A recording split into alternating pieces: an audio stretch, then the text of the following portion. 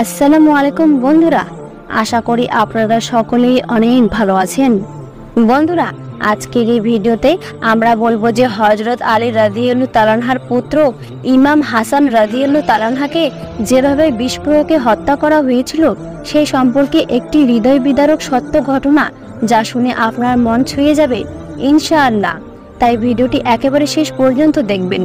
হযরত আলী রাদিয়াল্লাহু তাআলা এবং মা ফাতেমার জ্যেষ্ঠ সন্তান ইমাম হাসান রাদিয়াল্লাহু তাআলা 624 সনে জন্মগ্রহণ করার পর মহানবী রাসূল সাল্লাল্লাহু আলাইহি ওয়াসাল্লাম তার নাম রাখেন আল হাসান। মহানবী সাল্লাল্লাহু আলাইহি ওয়াসাল্লামের বড় নাতি হিসাবে বাল্যকালে অনেক স্নেহ প্রাপ্ত হয়েছিলেন ইমাম হাসান রাদিয়াল্লাহু তাআলা। নবীজি সাল্লাল্লাহু আলাইহি ওয়াসাল্লাম তাকে এবং তার ভাই হোসেনকে জান্নাতে যুবকদের সর্দার হবার সুসংবাদ দিয়েছেন। 632 সনে মহানবী রাসূল সাল্লাল্লাহু আলাইহি ওয়াসাল্লামের মৃত্যুর পর ইমাম হোসেন রাদিয়াল্লাহু তাআলা এক নর্ম, উদ্র, দয়ালু, বিচক্ষণ ও সাহসী পুরুষ হিসেবে প্রসিদ্ধি লাভ করেন। চতুর্থ খলিফা হযরত আলী রাদিয়াল্লাহু তাআলা এর শয়তান আমলে শাসন আমলে তিনি সাহসিকতার সঙ্গে সাফি, নাহওয়ান ও জামালের যুদ্ধে অংশগ্রহণ করেন এবং বীরত্বের স্বাক্ষর রাখেন। 661 সনে বিদ্রোহী খারাজিদের চক্রান্তে বিষ মাখানো তরবারের আঘাতে শাহাদাত বরণ করেন ইসলামের চতুর্থ খলিফা হযরত আলী রাদিয়াল্লাহু তাআলার। এই অনাকাঙ্ক্ষিত মৃত্যুর পর জ্যেষ্ঠ সন্তান হিসাবে ইমাম হাসান রাদিয়াল্লাহু তাআলা ইসলামের পঞ্চম খলিফা নির্বাচিত হন। তবে তা মেনে নিতে পারেনি হযরত আলী রাদিয়াল্লাহু তাআলা। এর পারিবারিক শত্রু মুয়াবিয়ার অন্যতম টার্গেট ছিল স্বীয় কুলাঙ্গার পুত্র ইয়াজিদকে নিজের স্থলাভিষিক্ত হিসেবে মনোনীত করা, যা ছিল ইমাম হাসানের সাথে সরাসরি বিরোধী। আর তাই সে এ বিষয়ে উদ্বিগ্ন ছিল। সে জানত যদি ইমামের জীবদ্দশায় কোনো পদক্ষেপ গ্রহণ করে তবে হাসানের কঠোর বিরোধিতার মুখোমুখি হবে। এর ভিত্তিতে সে যে কোনো উপায়ে ইমাম হাসানকে হত্যা করার সিদ্ধান্ত নেয়।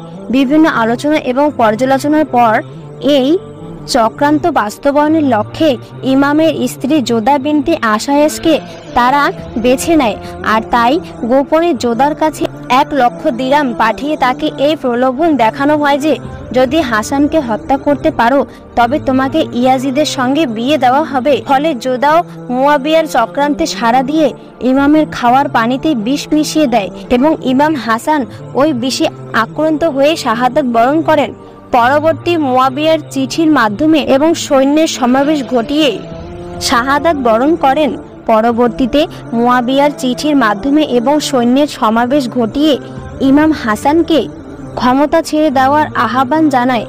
প্রতি উত্তরে ইমাম হোসেন রাদিয়াল্লাহু তাআলা তার মেয়াদ শেষ না হওয়ার পক্ষে যুক্তি দেন, শেষ না হওয়া পর্যন্ত অপেক্ষা করার আহ্বান জানান। কিন্তু উভয়ের মতো তিক্ততা এমন পর্যায়ে পৌঁছায় যে ক্ষমতা গ্রহণের 7 মাসের মাথায় ইমাম হাসান ক্ষমতা ছেড়ে দেন। তারপর তিনি মদিনায় ফিরে যান এবং একান্ত সাদামাটা জীবন যাপন করেন।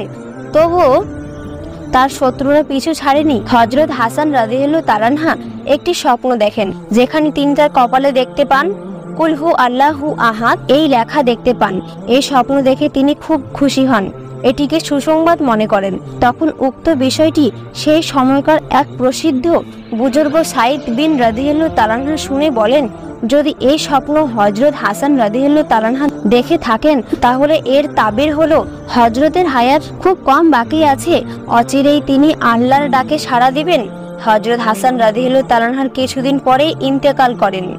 670 সনে ইমাম হাসান রাদিয়াল্লাহু তাআলাকে বিষ প্রয়োগ করা হয়। এই বিষ প্রয়োগের নেপথ্যে তার স্ত্রী, অপর একজনের স্ত্রী এবং একজন দাসের নাম উঠে আসে, যার কারণে হযরত প্রচণ্ড অসুস্থ হয়ে পড়েন। বারবার টয়লেটে যাওয়ার প্রয়োজন পড়ে। এই করুণ অসুস্থতা প্রায় 40 দিন পর্যন্ত স্থায়ী ছিল। সে সময়কার এক ব্যক্তি ছিল যার নাম ছিল আমার বিন ইসহাক। তিনি বলেন, আমি হযরত হাসানকে অসুস্থ থাকাকালে তাকে দেখতে গেলাম। আমরা তার অবস্থা জিজ্ঞাসা করাকালীন সময়ে তিনি বারবার টয়লেটে যাচ্ছিলেন।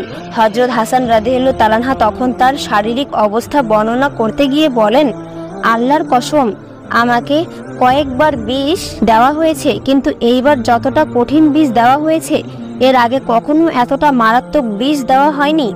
মনে হচ্ছে আমার কলিজা আলাদা হয়ে বের হয়ে যাচ্ছে।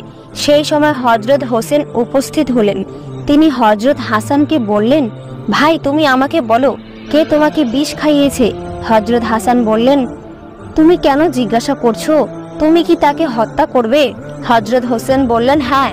তখন হযরত হাসান বললেন, আমি তোমাকে এই বিষয়ে কিছুই বলবো না। যদি যার ব্যাপারে আমার ধারণা সেই যদি হয় তাহলে আল্লাহ তাআলা এই কঠিন শাস্তি প্রদান করবেন। আর যদি আমার ধারণা ভুল হয় তাহলে আমি চাই না যে আমার কারণে কোনো নিরপরাধ মানুষ নিহত হোক। এরপর 670 সনে বিষ প্রয়োগের মাধ্যমে মৃত্যু বরণ করেন ইমাম হাসান রাদিয়াল্লাহু তাআলা আনহু। মৃত্যুর পর মহানবী রাসূল সাল্লাল্লাহু আলাইহি ওয়াসাল্লামের রোজার পাশে কবর দেওয়া নিয়েও সেই বিষয়ে বিতর্ক হয়। পরবর্তীতে মসজিদের নবীর পাশে জান্নাতুল বাকি কবরস্থানে ইমাম হাসানকে সমাহিত করা হয়। তো বন্ধুরা, এই ছিল আমাদের আজকের এই ঘটনা। কেমন লাগলো কমেন্ট করে আমাদের অবশ্যই জানাবেন। আজ তাহলে এই পর্যন্তই, দেখা হবে পরবর্তী ভিডিওতে। আল্লাহ হাফেজ।